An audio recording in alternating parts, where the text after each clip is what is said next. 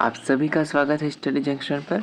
आज हम पढ़ने जा रहे हैं एक टोकरी भर मिट्टी, जो कि क्लास 8 और कई सेमेस्टर के अंदर भी ये इंक्लूड है और ये कई कॉलेजों में पढ़ाया जाता है और ये हिंदी लिटरेचर का पार्ट है। तो एक टोकरी भर मिट्टी माधवराव दायर लिखी गई है और इस चैप्टर में हम देखते हैं कि किस तरह एक ज़मींदार अपने महल की जो बाउंड्री होती है उसके बाहर एक बूढ़ी औरत की झोपड़ी होती है, जिसको हटाकर अपने महल की बाउंड्री बढ़ाना चाहता है। यानी कि जितना भी उसके पास पहले से ही है उससे वो खुश नहीं है, वो अपनी बाउंड्री चाह रहा है कि वो और आगे बढ़ाए, जिसके लिए वो एक बूढ़ी महिला, गरीब महिला की झोपड़ी तक हटाने को तैयार है। तो फिर कैसे आखिर में वो जो बूढ़ी महिला होती है वो अपनी झोपड़ी फिर से लेती है, इस कहानी में हमें बताया गया है। तो चैप्टर की शुरुआत में हम देखते हैं कि एक गरीब और अनाथ बूढ़ी महिला की झोपड़ी होती है और ज़मींदार साहब चाहते हैं कि अपने महल की जो बाउंड्री है, जो सीमा रेखा है, उसको थोड़ा सा और बढ़ाए। तो जो बूढ़ी महिला है वो वहीं अपने पोती के साथ रहती है और उसका जो पति है और उसका बेटा और उसकी बहू है, जो तीनों इसी में मर गए थे, यानी कि उनका देहांत इसी झोपड़ी में हो गया था और वो अपने पोती के साथ ही यहाँ रहती है और उसके भरोसे ही वो अपना जीवन काट रही है।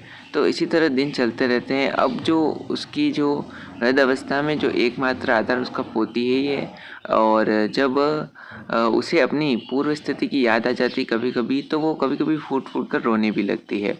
तो जो पड़ोसी इच्छा भी वो सुन लेती है कि मतलब उसे भी पता चलता है कि ज़मींदार है जो उसकी झोपड़ी लेने वाला है। तो जब ये बात उसे पता चलती है तो उसे बहुत बुरा लगता है और वो कभी कभी रोने भी लग जाती है।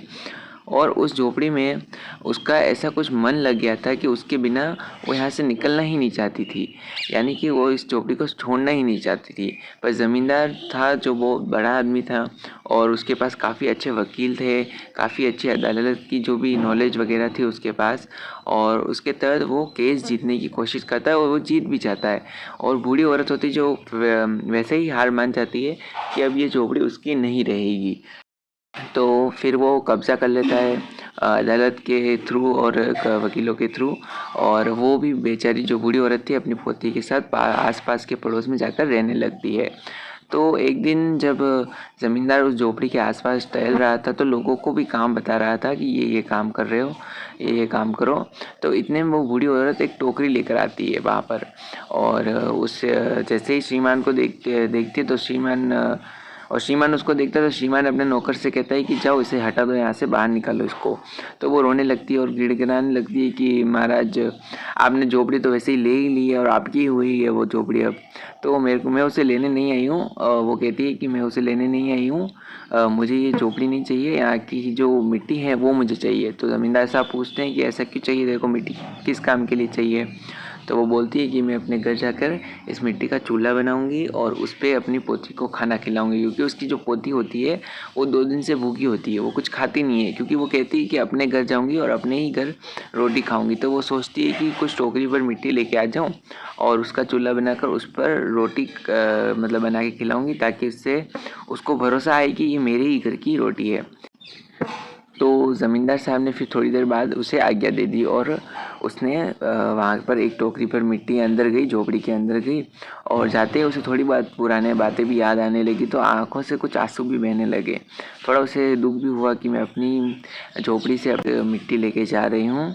और अंदर जाते ही उसने एक टोकरी में मिट्टी भर ली थी और हाथ से उठाकर वो बाहर लेके आई। तो फिर हाथ जोड़कर उसने फिर ज़मींदार से बाहर आकर विनती की कि ये जो मिट्टी है आप ज़रा सा इसे हाथ लगा दीजिए और मेरे सिर पर रख दीजिए, ताकि मैं इसे उठाकर लेके चली जाऊं। तो ज़मींदार साहब पहले तो बहुत नाराज़ हुए और कहा कि बार बार उन्हें कुछ कहने लगे, और लेकिन वो बूढ़ी औरत हार नहीं मान रही थी। वो कह रही थी कि आप ही उठाइए, किसी और के साथ नहीं, क्योंकि मतलब उन्हीं को बोला कि आप उठाकर।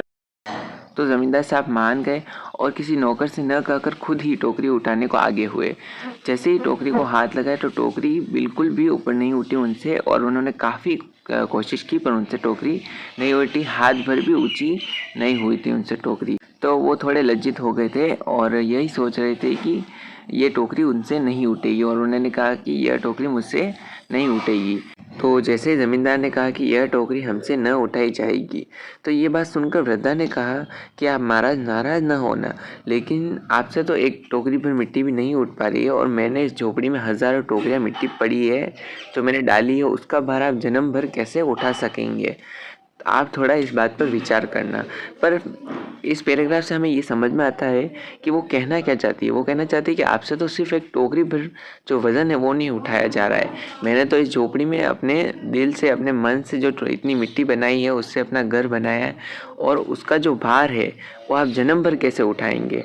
तो ये बात जब वो कहती है तब जो ज़मींदार होता है, जो वृद्धा के उपयुक्त वचन सुनते ही उसकी आंखें खुल गई और उन्होंने जो वृद्धा से क्षमा मांगी और उसकी झोपड़ी उसे वापस कर दी। यानी कि जैसे ही उसने ये बात सुनी तो उसे भी लगा कि मैंने बहुत गलत काम किया है। किसी ने अपने मन से जो घर बनाया है उसको मुझे नहीं छीनना चाहिए था, और उसने भी थोड़ी बात समझी और उसके बाद उसने उसकी झोपड़ी उसे फिर से दे दी और वृद्धा और उसकी पोती फिर उसमें आराम से जीवन व्यतीत करने लगे। धन्यवाद। और चैप्टर देखने के लिए सब्सक्राइब ज़रूर करना। मिलते हैं नेक्स्ट वीडियो में।